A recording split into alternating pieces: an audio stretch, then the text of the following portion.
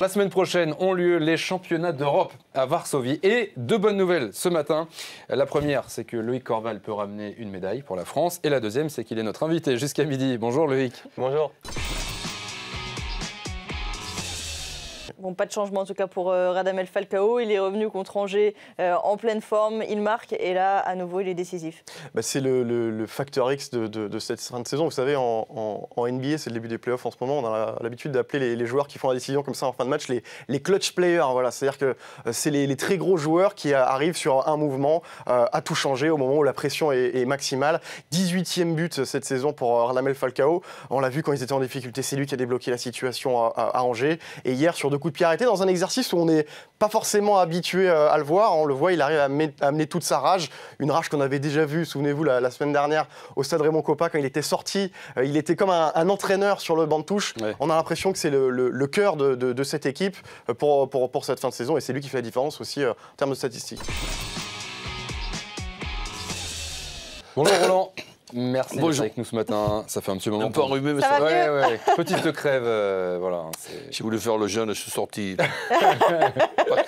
pas couvert et moralité, sortez couvert toujours. Et voilà. Allez, vous allez surtout au mois d'avril.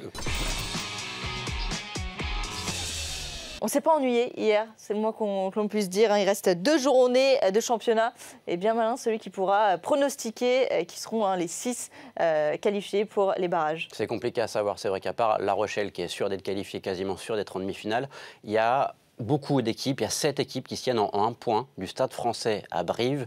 C'est vous dire si c'est tendu. Il faut vraiment être fort pour peut-être un peu Madame Irma pour savoir qui va se qualifier.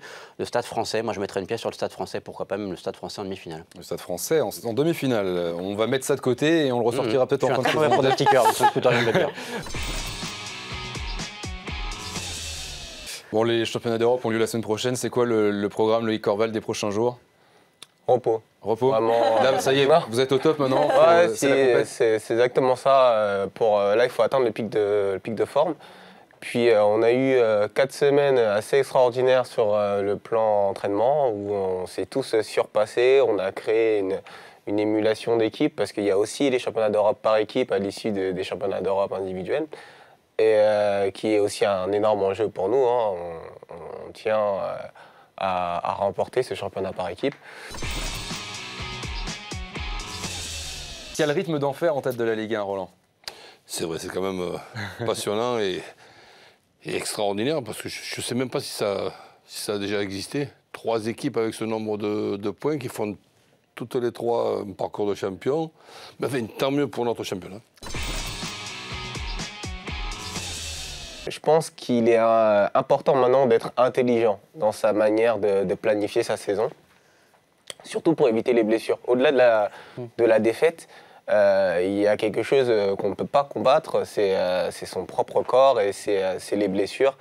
Donc il faut bien sûr avoir une hygiène de vie particulièrement bonne, mais aussi surtout être important sur la planification de ses compétitions, ses stages, ainsi de suite.